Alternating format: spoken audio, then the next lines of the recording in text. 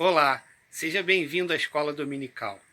Se você é novo neste canal, eu apenas queria dizer para você que o nosso interesse exclusivo é passar a mensagem da Bíblia Sagrada. Nós não nos preocupamos se você é cristão ou não cristão, se você pertence à nossa igreja ou não pertence. Nós valorizamos a sua vida, a sua atenção, o seu tempo, o seu interesse em aprender mais sobre Deus e sobre o plano que Ele tem para cada ser humano. Então sinta-se à vontade para assistir esse vídeo até o final e também para entrar em contato conosco se houver necessidade ou se você desejar. Olá, eu sou o Luiz Retondaro e esses são os créditos da nossa Escola Dominical de 25 de julho de 2020. Eu agradeço aos outros professores, o presbítero Arlindo, o presbítero Edmilson, a superintendência, a irmã Sônia Freitas e o pastor Messias, e cada outros irmãos que são colaboradores da Escola Dominical também, que são muitas pessoas, e a cada um dos irmãos em Cristo que participam de alguma forma, até mesmo como alunos. Nós agradecemos a todos. E antes de começarmos o estudo de hoje, eu preciso fazer algumas considerações.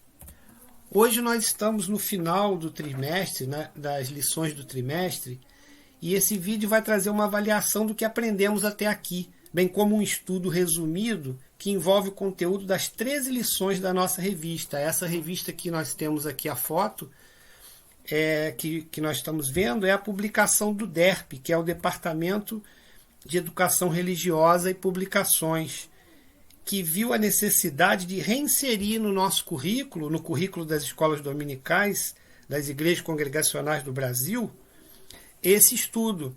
E eu digo reinserir porque essa revista foi elaborada em 1966 e já foi relançada em outras edições, sendo a última anterior a esta há mais de 23 anos. É um estudo muito valioso para todo cristão, não só para os congregacionais, pois trata do estudo sistemático da breve exposição das doutrinas fundamentais do cristianismo. É um auxílio a todos que desejam compreender melhor a razão da nossa fé em Jesus Cristo e ainda auxiliar aqueles que querem aprender mais sobre a base dessas doutrinas, ou seja, a Bíblia Sagrada. Para os congregacionais é ainda mais importante, porque estes 28 artigos compõem a nossa confissão de fé. Nós elaboramos um pequeno questionário com a finalidade de fixar os principais conceitos e incentivar o pensamento crítico sobre o que estudamos. Não se preocupe, porque nossa intenção com este questionário não é cobrir todo o conteúdo e nem avaliar o conhecimento de cada um, mas sim de orientar este momento de conclusão do trimestre e fazer uma reflexão importante para hoje. Que Deus nos ilumine para trilhar neste caminho. Bem, esse é o questionário que nós disponibilizamos. Aqui nós vimos assim, questões referentes às lições da revista concluída semana passada. Responda calmamente. E tem aqui a palavra obrigatório com asterisco, significa dizer que a pergunta que tivesse asterisco vermelho é uma pergunta obrigatória, tá? Desde já eu vou deixar claro que todas são obrigatórias, porque, na verdade, o questionário não é obrigatório, mas eu queria que quem respondesse o questionário não deixasse pular nenhuma pergunta em branco, né? Pudesse responder adequadamente. Então eu coloquei assim, role a tela para cima, leia cada pergunta e clique na resposta correta, tá bom? Então a gente vai rolando, no celular mesmo você vai rolando, né? Aí vem, por favor, digite seu nome. Se souber que há nome igual ao seu, por favor, acrescentar o sobrenome ou apelido. Então, meu nome aqui Luiz, se já tivesse um outro Luiz, aí eu ia botar Luizinho, né? Que o pessoal me conhece assim. Então vamos lá. Depois vem, aqui eu já comecei a marcar, né? Mas eu vou explicar primeiro uma coisa. Essa aqui é a primeira pergunta, né? Todas as perguntas, elas são baseadas nas lições e são perguntas assim muito objetivas, né? São só 16 perguntas, Mas eu quero dizer que essa nossa avaliação de hoje, eu queria que você prestasse atenção numa coisa. Primeiro, eu vou falar das respostas erradas. E por último, eu vou deixar aquela que é a resposta correta. Tá bom? E outra coisa que eu quero dizer é que nem sempre as alternativas erradas são mentira. Eu posso estar escrevendo ali naquela alternativa uma verdade, só que é uma verdade que não cabe para aquela pergunta, né? Então, por exemplo, a confissão de fé das igrejas congregacionais do Brasil é denominada.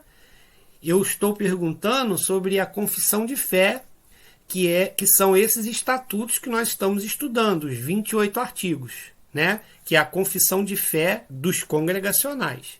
É claro que a Bíblia Sagrada, se eu marcasse aqui Bíblia Sagrada é a confissão de fé de qualquer cristão, né? Seria uma verdade. A breve descrição do Evangelho, mesmo que não fosse toda a Bíblia, e se eu quisesse dizer, eu creio no Evangelho de Cristo, né? Então também seria uma verdade. Mas o que eu estou perguntando é qual é o nome da confissão. Eu estou dizendo aqui, ela é denominada, ou seja, qual é o nome dessa confissão de fé que estamos estudando. É mais para uma fixação nossa, né? É um nome bem comprido, irmãos. É esse aqui, ó. Breve exposição das doutrinas fundamentais do cristianismo. Já falamos disso anteriormente, né? Mostramos a capa da revista. Então eu creio que a maioria dos irmãos acertaram essa pergunta, não deve ter nenhuma dúvida. Se tiver alguma dúvida, ao final da exposição do vídeo, os irmãos podem enviar para a gente, tá? A segunda pergunta, irmãos. Esta confissão de fé contém quantos artigos? Se você esquecer que são 28, que eu já até falei anteriormente também, né? Você marcar 13 ou 32, ou nem se lembrar quantos são, não importa. O que é importante é você conhecer a mensagem desses artigos, que é toda baseada na Bíblia. Mas é a título de fixação mesmo, para que nós possamos lembrar o que estamos estudando, tá bom? São perguntas bem objetivas. A terceira pergunta. Bom, algumas perguntas podem causar alguma dificuldadezinha, né? Mas não é de propósito, é para que nós possamos pensar naquilo que estudamos.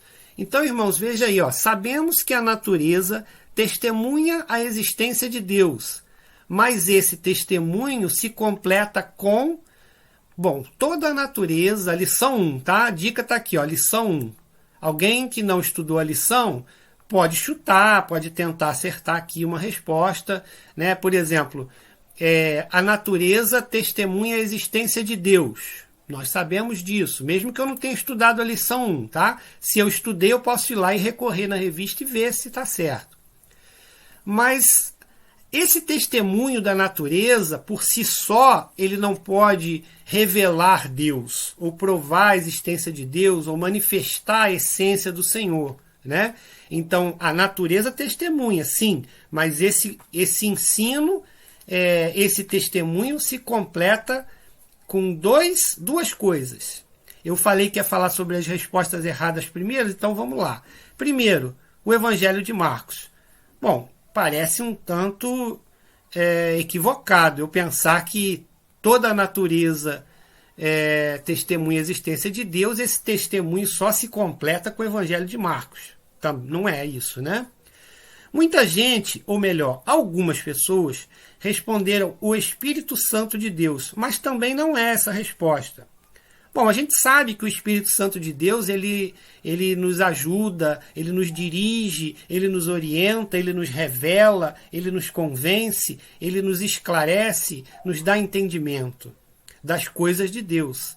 Mas nós aqui estamos perguntando, relacionado à lição 1, que o testemunho que a natureza dá da existência de Deus, ele só pode se completar, ou seja, quando eu olhar para as árvores, quando eu olhar para a beleza do céu, eu vou sentir que existe um Deus, mas eu só vou poder realmente sentir isso e perceber que é Deus por causa da revelação que Deus faz a mim, de quem Ele é. E aí eu posso associar as duas coisas. Essa revelação é encontrada na Bíblia e na pessoa de Jesus Cristo, o nosso Salvador. Então essa é a resposta correta. Espero que os irmãos tenham entendido isso, que fique bem claro, né, esse ensinamento. Vamos para a próxima.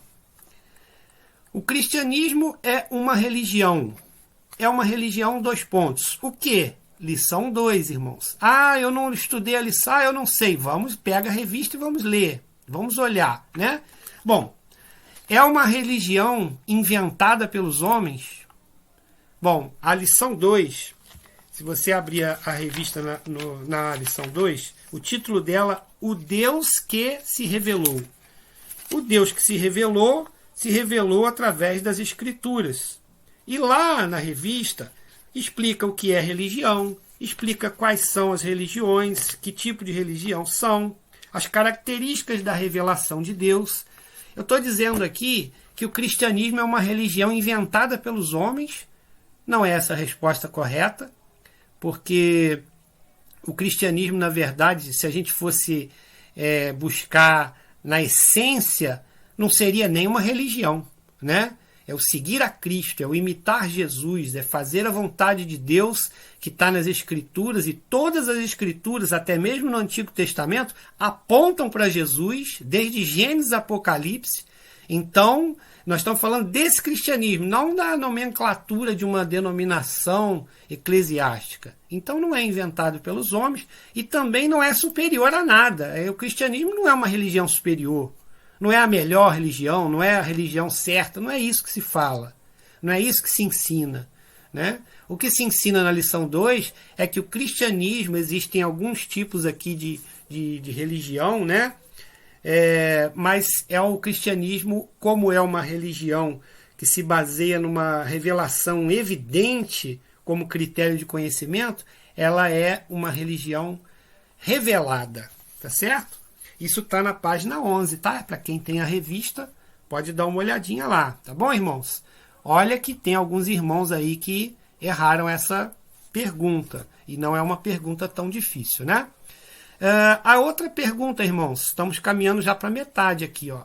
A Bíblia é a única regra de fé e prática do cristão. Por quê? Por quê? Lição 2, ó, tá na lição 2. Mas vamos ver aqui, eu vou tentar chutar, hein, porque eu não sei, não estudei, vamos ver. Bom, a Bíblia é a única regra de fé e prática do cristão. Por quê? Porque você não conhece outra? Seria essa a resposta? Não pode ser, né? Não pode ser, porque senão não tem muito sentido o que nós estamos estudando. A Bíblia é a única regra de fé e prática do cristão porque ela faz bem a todas as pessoas? Não, claro que não. Tem pessoas que nem lêem a Bíblia, tem pessoas que não acreditam na Bíblia e não se sentem bem com a Bíblia. Bom, então não seria uma verdade. A Bíblia é um critério da verdade. Isso também está na lição 2, né? Porque ela é a essência do Deus que se revela.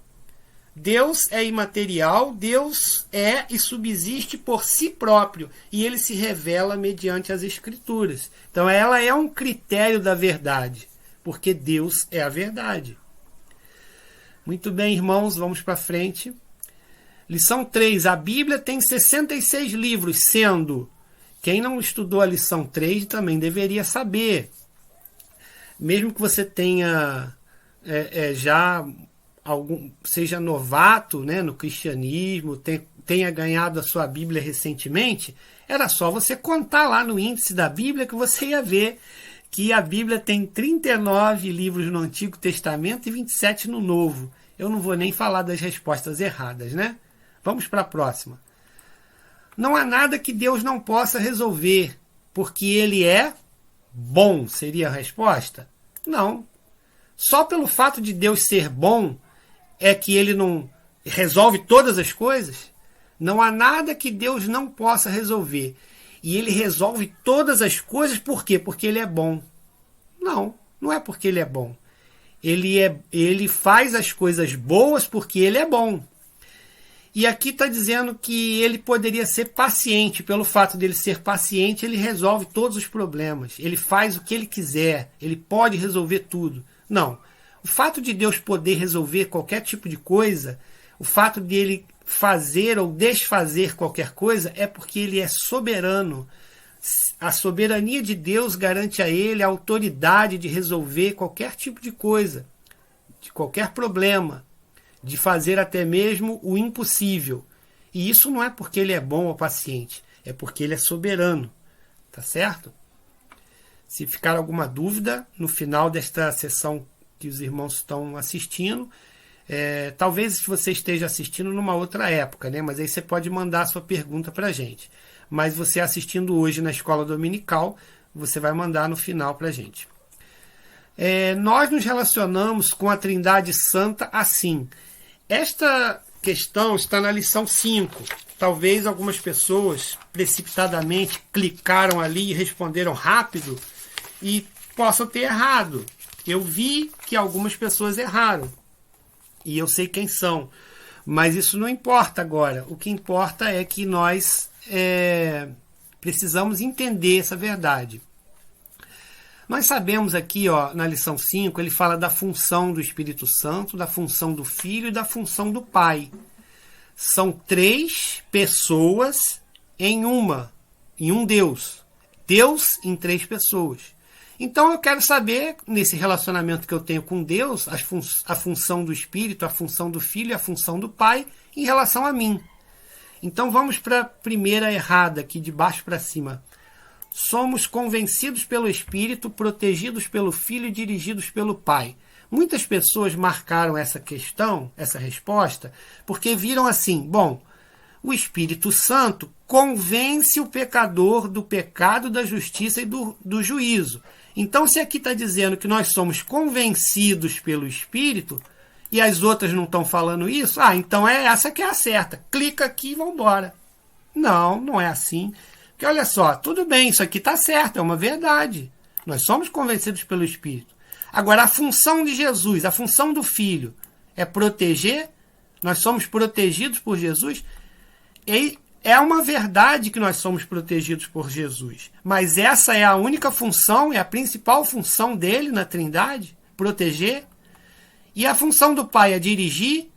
Não, a função do Pai não é dirigir. Deus dirige, claro que dirige, mas ele dirige através do Espírito Santo. Tá certo? É Deus triuno. E aqui essa também está errada e a resposta certa seria essa, né? Somos dirigidos pelo Espírito, ele nos dirige, ele nos impulsiona, ele nos convence, ele nos mostra o caminho. Somos reconciliados pelo Filho. Se nós dissermos aqui que Jesus Cristo é aquele que nos reconcilia com Deus, sim, essa é a missão de Jesus mesmo. Ele veio para nos dar vida e vida em abundância, nos reconciliar com Deus. Nós temos o ministério da reconciliação, tá? E Deus, nós somos aceitos pelo Pai. Nós, quando recebemos a Jesus em nossa vida, nós damos autoridade a Jesus, ao Espírito Santo para agir na nossa vida.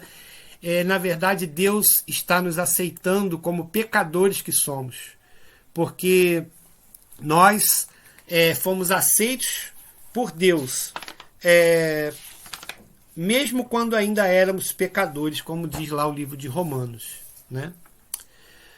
Seguindo as perguntas, irmãos, essa aqui é uma que muita gente errou e eu não sei porquê até agora, mas vamos esclarecer. O homem é formado de quê? Lição 6. Bom, a lição 6, eu estou abrindo aqui a minha revista para consultar, que é o homem. Então formou Deus ao homem do pó da terra, e lhe soprou nas narinas o fôlego de vida, e o homem passou a ser alma vivente. Gênesis 2:7. Ou seja, o homem, ele não é formado só de barro, porque se ele for formado só de barro, ele é um boneco de barro, ele não é um homem. O homem também não é formado só de 65% de água. Porque isso é uma verdade? É uma verdade. Eu estudei no livro de ciências. Realmente, o homem é 70% água. Isso é verdade. Mas a lição 6 está falando da essência do homem como sendo uma natureza material, mas também uma natureza espiritual. Ele é a união dessas duas coisas. Inclusive, o artigo 6 diz que Deus, tendo preparado este mundo para a habitação do gênero humano, criou o homem, constituindo de uma alma, que é espírito, e de um corpo composto de matérias terrestres. Ou seja, o homem é formado de parte material e parte espiritual. Tá bom, irmãos? Fica claro isso, hein? Lição 7, nós estudamos aqui sobre o pecado, né? Sobre a queda. A miséria do homem, a lição 7. Semelhantemente ao pecado de Adão, nós, os cristãos, devemos nos sentir, associado, né, ao pecado que Adão cometeu. Nós, os cristãos, devemos nos sentir o quê quando nós pecamos? Aí aqui, tristes pelo que fazemos? Não, só isso. Eu, como cristão, eu estou triste pelo que eu fiz, eu pequei. Só isso. Semelhantemente ao pecado de Adão. Adão também se escondeu de Deus. Então tem aqui, né? Mas da árvore do conhecimento do bem e do mal não comerás, porque do dia em que dela comeres, certamente morrerás. Gênesis 2,17. E Adão pecou, ele desobedeceu. Então não é só tristeza que nós temos que sentir, não é remorso. É arrependimento, é buscar o Senhor. Nós temos que ser, a verdade é essa aqui, ó, responsáveis pelo que fazemos. Nós somos responsáveis, tá? Então, aqui na revista, eu vou dizer aqui na página 33, diz assim, ó, tanto Adão como eu somos responsáveis pelo que fazemos, como pessoas livres de agir dentro da situação atual em que nos encontramos. Ele, dentro do problema de entrar no pecado, eu, dentro do problema de continuar no pecado. Adão tinha um problema, ele pecou, e ele tinha que fazer, ele tinha que tomar essa decisão, essa responsabilidade era dele, de não pecar, de não comer, como Deus mandou, né? E nós, quando pecamos, nós somos pecadores, herdamos isso de Adão. Qual é a nossa responsabilidade? Né? De não continuar pecando. Então, semelhantemente ao pecado de Adão, nós devemos o quê? Sentir responsáveis pelo que fazemos. Tá? A lição 8, ele fala sobre o pecado também, agora mais profundamente, as consequências da queda. Portanto, assim como um só homem entrou o pecado no mundo, e pelo pecado a morte, assim também a morte passou a todos os homens, porque todos pecaram. Romanos 5, 12. O pecado é perigoso por quê? Porque nos traz doenças? Não. Tem pessoas que podem pecar menos, pecar mais e continuarem doentes. Mas o pastor não fica doente. Mas o presbítero... Não, todos podem ficar doentes, né? Mas o pecado não é perigoso só porque traz doença, né? Porque às vezes a pessoa pode vir a falecer, pode vir a ficar enferma, né? E aí você diz assim, por quê? Porque o pecado, ela está doente por causa do pecado, né? E nós estudamos na Bíblia que muitas das vezes o Senhor permitia que alguém ficasse enfermo para punir o pecado dos seus antepassados. E aí chegaram os discípulos para Jesus e nós estudamos isso, né, irmãos? Na lição 8, estou relembrando aqui com os irmãos. Chegaram para Jesus e falaram, quem que pecou? Quem que pecou para que ele tivesse essa doença? Não tem a ver com o pecado do pai ou da mãe ou de alguém que pecou, não. Isso é para a glória de Deus. E aí ali se manifestou o milagre né, da cura. Então não é por causa disso. E também não é porque afasta as pessoas amadas. Olha, essa resposta aqui não está correta, né, irmãos? Ninguém pode ter selecionado isso. O pecado é perigoso porque ele nos afasta de Deus. Porque Deus é santo. E Deus odeia o pecado, mas ama o pecador. Vamos para a questão número 9 agora. A alma do homem é imortal por quê? Só Deus sabe. Olha, essa resposta serve para tudo, né? Só Deus sabe, realmente. Deus sabe de todas as coisas. Mas a alma do homem, no sentido que nós estamos estudando na lição 9, eu coloquei sempre uma dica embaixo da pergunta para que os irmãos pudessem ir na revista e consultar, né? A lição 9 fala sobre a imortalidade da alma. Digo-vos, pois, amigos meus, não temais os que matam o corpo e depois disso nada mais podem fazer. Lucas 12, verso 4. E ele diz no artigo 9: a alma humana não acaba quando o corpo morre. Destinada por seu Criador a uma existência perpétua, continua capaz de pensar, desejar, lembrar-se do passado e gozar da mais perfeita paz e regozijo. E também de temer o futuro, sentir remorso e horror, e sofrer agonias tais que mais quereria acabar do que continuar a existir. O pecador, pela rebelião contra o seu Criador, merece para sempre essa miséria, que é chamada por Deus a segunda morte. E aí entrou num ponto que nós estudamos em separado, né? Sobre a segunda morte. Falamos, inclusive, numa aula especial só sobre isso. Mas a alma do homem, ela é imortal por causa da sua origem, criada como foi, ou melhor, comunicada diretamente por Deus ao homem. Foi comunicada diretamente por Deus ao homem. Essa é a resposta correta. Teve alguns irmãos que responderam assim: é parte espiritual do homem. Ah, sim, claro. A alma é parte espiritual do homem. Isso é uma verdade? É, mas essa é a resposta dessa pergunta? E os irmãos têm que observar que às vezes você marca errado, não é porque você, eu encontrei uma verdade, você clica na verdade e essa frase é verdadeira? A alma é uma parte espiritual? É. Mas o que eu estou perguntando não é se ela é espiritual. O que eu estou perguntando é, ela é imortal por quê? Por que a alma é imortal? É porque ela é parte espiritual do homem? Não. Não é por causa disso que ela é imortal. Ela é imortal porque ela foi comunicada diretamente de Deus ao homem. E se Deus é eterno, e se Deus é imortal, e se Deus soprou em nós o fôlego de vida e nos fez alma vivente, esta alma é imortal exatamente por causa disso. Isso que nós temos que entender, tá bom? Essa que é a verdade principal dessa lição. A lição 10. Quem é o juiz da alma do homem? E teve algumas dificuldades também aqui. No dia, inclusive, que nós estudamos, foi falado algumas coisas que pode ter trago essa dificuldade. Diz assim o artigo 10. Deus constituiu a consciência juiz da alma do homem.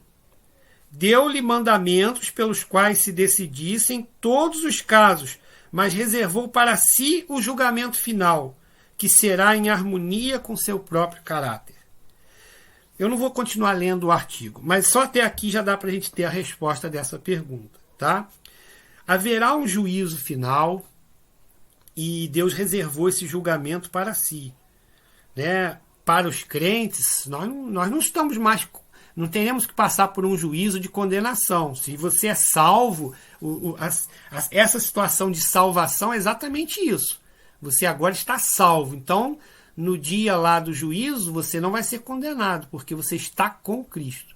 Mas haverá um outro julgamento, e isso Cristo vai fazer esse julgamento, que é o julgamento das nossas obras. Nós receberemos ou não um galardão sobre o que fizermos aqui na terra. Nós precisamos ser crentes atuantes, não só ouvintes, mas praticantes, como diz a palavra de Deus. Devemos agir, devemos fazer algo que Cristo faria, nós devemos fazer. Somos imitadores de Cristo. Então essa imitação, esse julgar da alma do homem, ele está aqui bem definido na lição, dizendo que a consciência humana é a natureza moral do homem. E ela que faz essa diferenciação de todas as coisas, né? Com 3 faculdades essenciais: a inteligência, a sensibilidade e a vontade.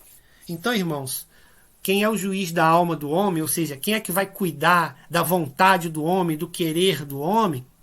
O juiz da alma do homem é a sua própria consciência.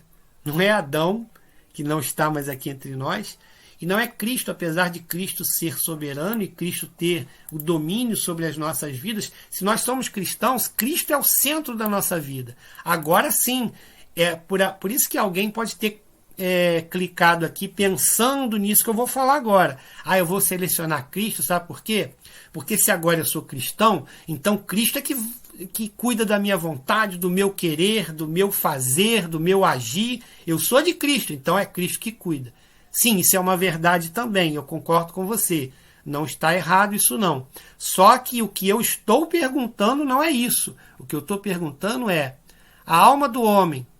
Quem é que vai realmente definir? Porque se Jesus realmente domina, não precisa então você se preocupar, porque ele vai fazer o que quiser, como se você fosse um robô.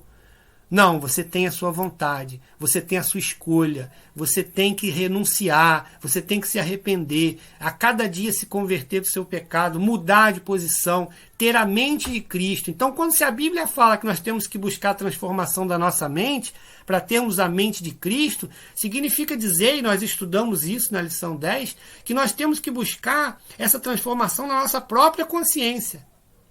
A consciência do homem é o juiz da alma do homem. Por isso é que nós precisamos a cada dia do Espírito Santo, de Jesus, de Deus, agindo em nós, para que a nossa consciência possa se aproximar daquilo que Deus quer de nós. Tá bom, irmãos? Vamos refrescando a memória, né? Lição 11. A prova mais perfeita do amor de Deus para conosco é: Deus é misericordioso? Ah, é verdade, então vou clicar aqui. Porque Deus é tão misericordioso que nos amou. E Ele nos ama sempre. E Ele cuida de nós. Então essa é a resposta certa. Não, não é essa a resposta certa. Deus é misericordioso, mas o que eu estou perguntando não é: Deus é misericordioso? Deus ama a gente de que jeito? Ah, porque Ele é misericordioso. Ah, porque Ele é bondoso. Não. Deus, Ele é misericordioso e isso é prova do seu amor. Deus é bondoso e isso é prova do seu amor. Mas a prova mais perfeita, olha a pergunta. A prova mais perfeita de todas. Não é dessa, nem essa. É essa. Jesus Cristo. A prova mais perfeita do amor de Deus. Por quê? Ele deu o seu próprio Filho para morrer na cruz em nosso lugar. Que foi crucificado, que foi morto, e que depois foi aceito por Deus na sua presença. Jesus Cristo teve que passar por isso para cumprir a promessa de Deus, o julgamento de Deus sobre o nosso pecado em Jesus. É uma prova de amor perfeita, completa e única. É ou não é? Jesus. Lição 12. Aí vem uma outra questão. Cristo, acabei de falar, Cristo precisou se tornar humano e morrer na cruz. Por quê? Porque ele era divino? Alguém respondeu isso. Ah, Cristo precisou se tornar humano. Aí eu penso assim, Cristo era divino. E ele precisou se tornar humano e morrer na cruz. Por que ele precisou se tornar humano e morrer na cruz mesmo? Ah, porque ele era divino. Não, se ele era divino, porque ele continuasse divino e não precisava se tornar humano. Por que ele precisou se tornar humano? Não respondeu a pergunta. Tá certo? Vamos pensar na pergunta, irmãos. Ele era divino. Realmente ele era divino. Ele era perfeito. Ele não só era divino, ele é divino. Mas ele também não só era perfeito, ele também é perfeito. São duas verdades. Mas eu tô fazendo isso, eu estou expondo dessa maneira, não é para menosprezar a resposta de ninguém, não. Você respondeu correto, o raciocínio está correto. Talvez eu errasse essa resposta também, né? Mas a verdade é que se nós analisarmos a pergunta, e por isso que eu falo com os irmãos na hora de responder, tem que pensar na lição 12, tem que ir lá na lição 12 estudar a lição e tem que ler a pergunta com cuidado, né? Ele precisou se tornar humano e morrer na cruz porque ele era o substituto do homem. Essa é a resposta correta. Se Jesus era o substituto do homem, ou seja, o homem deveria morrer por causa do seu pecado. Todos nós somos miseráveis, pecadores. Mas Jesus se tornou homem para poder morrer em nosso lugar. Eu, inclusive, no dia da lição, eu falei, se Jesus se tornasse um animal, um cordeiro, ele poderia ser o substituto nosso? Não. Porque senão nós continuaríamos na lei, né? E ofereceria um sacrifício qualquer, um cordeiro qualquer, e aí eu diria, isso aqui é como se fosse, eu estou oferecendo a Deus, então é algo divino, é algo perfeito que eu estou oferecendo, sem mancha, sem mácula, e acabou o meu pecado. Não. Jesus se tornou homem e morreu, porque ele era o nosso substituto. Por isso ele se tornou homem, porque nós somos homens, homens e mulheres, né? Eu estou falando homem no sentido ser humano. Por isso que ele se tornou humano, porque nós somos humanos. Lição 13 agora, estamos chegando à última, né? O Espírito Santo convence o pecador do pecado, da justiça e do juízo. Nós falamos disso lá em cima. Isso é uma afirmação, tá? Agora vem a parte da pergunta. Em relação ao juízo de todo mal, ou seja, ele convence do pecado, da justiça e do juízo. Em relação ao juízo, que é essa terceira parte aqui, juízo de todo mal, o cristão tem uma expectativa. Se você procurar lá na lição 13, mesmo quem não está com a revista, tá? Você pode procurar na Bíblia, livro de Romanos, capítulo 8, e por aí vai, sobre a obra do Espírito Santo e o pecador, que é o que fala a lição 13, tá? Mas olha só, irmãos, nem vou olhar aqui na revista, eu ia falar qual é a página que está a resposta, eu não vou nem falar. Veja bem, vamos analisar a pergunta. Em relação ao juízo de todo mal, eu penso assim, poxa, Deus vai julgar todo mal. O mundo está condenado sem Jesus. Sem Jesus está todo mundo condenado. Mas o cristão tem uma expectativa. O cristão tem uma expectativa. Qual é? Que para ele não há condenação. Essa é a resposta certa. Não. O cristão tem uma expectativa que ele será muito abençoado. Não. O cristão será muito abençoado não é em relação ao juízo de todo mal. É em relação a tudo. É em relação à vida dele hoje. O juízo que vai acontecer ainda, o juízo que ainda vai acontecer, no cristão não tem expectativa de ser muito abençoado lá no juízo, não. Agora já soube muito abençoado. E outra, lá no juízo eu tenho uma esperança, uma expectativa. Eu estou doido para chegar àquela época, por quê? Porque eu vou ter um corpo celestial. Não é essa a expectativa do cristão. A expectativa do cristão é que quando houver o julgamento, ele não será condenado. Nós não somos condenados. Já agora, nenhuma condenação há, Romanos 8, para os que estão em Cristo Jesus. O Espírito Santo de Deus que habita em nós nos liberta, cura, nos salva, nos abençoa também, nos dá vigor, nos dá ânimo, alegria, enche o nosso coração de alegria e de paz, aquela alegria que perdura, aquela paz verdadeira, que é uma paz superabundante, que Deus nos dá através de Cristo Jesus. E o seu Espírito Santo tem a função de nos convencer que nós estamos certos, o que nós estamos fazendo está errado, que nós temos que mudar. Essa foi a última questão. Depois você clica aqui em enviar e aí manda para a gente, né? Para a gente analisar. Então vocês viram que são perguntas bem simples, né? Mas que nos ajudam a pensar um pouquinho sobre aquilo que nós estudamos, tá? Eu agradeço então a oportunidade, no nome santo de Jesus Cristo. Espero que tenha sido esclarecedor essa avaliação e que nós possamos fazer mais vezes, né, e mais a miúde, estamos incentivando os irmãos a participar. Nós vamos ficar agora com a mensagem pastoral, do pastor Messias vai estar falando, a mensagem que completa esse estudo. Nós vamos estar ouvindo o áudio do pastor Messias agora, em nome de Jesus. Amados, um bom dia a todos. Estamos continuando a ver a grande comissão e a palavra assim diz: Jesus, aproximando-se, falou-lhes dizendo: toda a autoridade me foi dada no céu e na terra, e de portanto fazei discípulos de todas as nações, batizando-os em nome do Pai, do Filho e do Espírito Santo, ensinando-os a guardar todas as coisas que vos tenho ordenado, e eis que estou convosco todos os dias até a consumação do século. Depois de explicar aos discípulos sobre sua nova posição de poder e de soberania, o Senhor compartilha com eles este empoderamento divino. Está revelando a continuação de sua exaltação consumada na ressurreição, quando, vencendo a morte, completa o triunfo sobre os seus inimigos, iniciando na morte da cruz, ao ordená-los: ide, fazei discípulos de todas as nações, batizando-os em nome do Pai, do Filho e do Espírito Santo, ensinando-os a guardar todas as coisas que vos tenho ordenado. e eis que estou convosco todos os dias até a consumação dos séculos. Hoje, posso garantir que a tarefa principal da igreja é fazer discípulos, batizá-los e ensiná-los. Esta foi a última ordem dada pelo Senhor antes de retornar aos céus. Assim posso ensinar aos irmãos que missões consiste exatamente na obediência a esta vontade de Deus, de obedecermos a esta ordem. Sobre esta verdade, nós precisamos debruçar.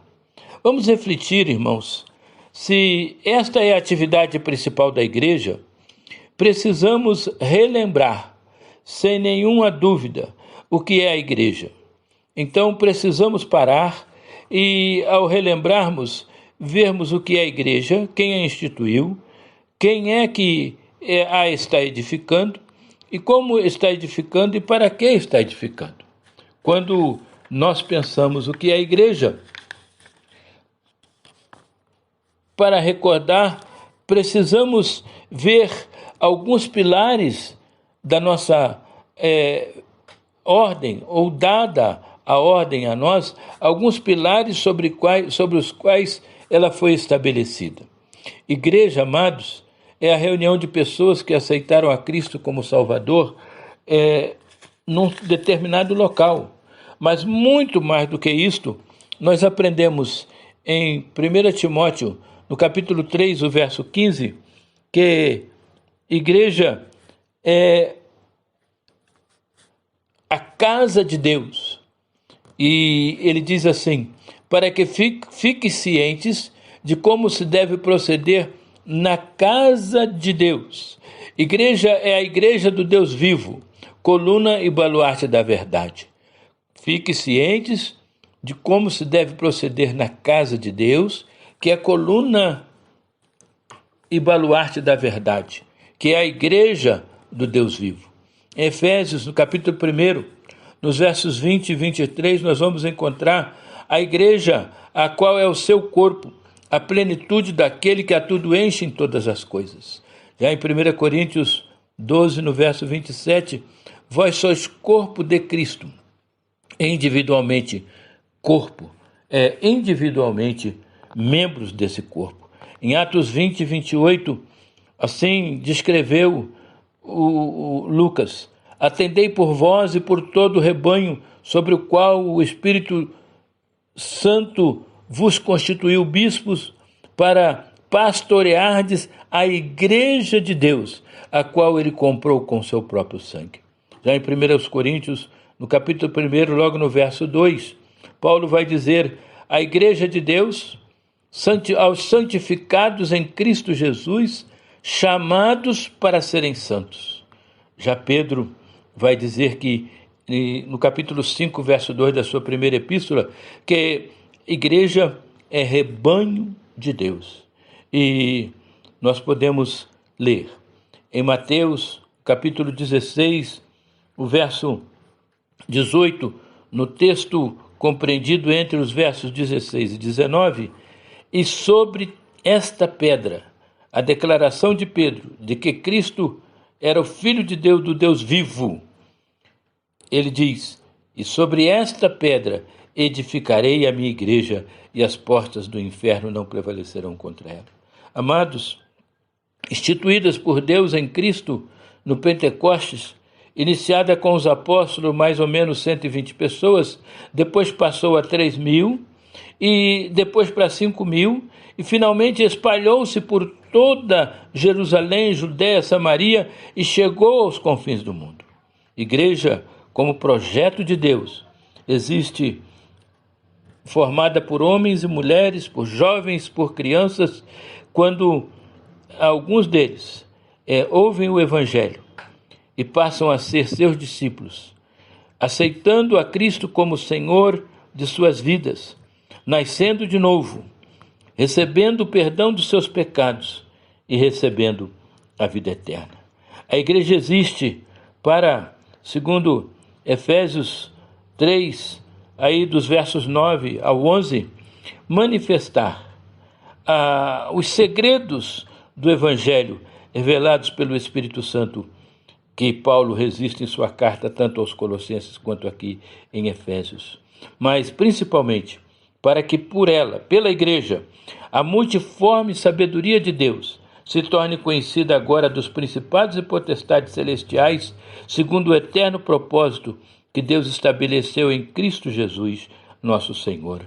Já em 1 Pedro 2, verso 9 e 10, nós encontramos a Igreja como raça eleita, sacerdócio real, nação santa, povo de propriedade exclusiva de Deus, a fim de proclamar as virtudes daquele que nos chamou das trevas para a sua maravilhosa luz. Vós sim, que não eres povo, mas agora sois povo de Deus, que não tinhais alcançado misericórdia, mas agora alcançastes misericórdia. Sim, estes são os privilégios que nós vamos estar aprofundando e vendo. E ainda temos a grande afirmativa no início do livro de Apocalipse, no capítulo 1, aí nos versos 5 e 6, Jesus Cristo, aquele que nos ama, e pelo seu sangue nos libertou dos nossos pecados e nos constituiu reino e sacerdotes para o seu Deus e Pai. Sim, amados, nós precisamos, quando pensamos na grande comissão, quando pensamos no que é missão, relembrarmos isto e que nós, nesta manhã, sejamos auxiliados pelo Espírito Santo de Deus. Vamos voltar a cada ponto desse, para que possamos, na lembrança, no recordar, nos munirmos de capacitação para então retomarmos a obedecermos a grande comissão do Senhor, de sairmos e falar do seu amor, da sua graça, da sua misericórdia àqueles que ainda não conhecem a Cristo como Salvador. Não tenho dúvidas, esta é a forma bíblica para que a nossa igreja possa crescer. Que Deus nos abençoe e dê uma boa tarde a todos, é o desejo do nosso coração. Senhor nosso Deus, em nome de Jesus, ao debruçarmos sobre a Tua palavra, ao estudá-la, em nome de Jesus, pedimos que o Teu Santo Espírito nos guie, nos ilumine, nos ensinando, nos esclarecendo, para que nós possamos, Pai, renovar as nossas forças e estabelecermos, Pai, alvos para a Tua igreja aqui em Petrópolis. Abençoe a cada membro, a cada família, é a nossa oração, em nome de Jesus. Amém.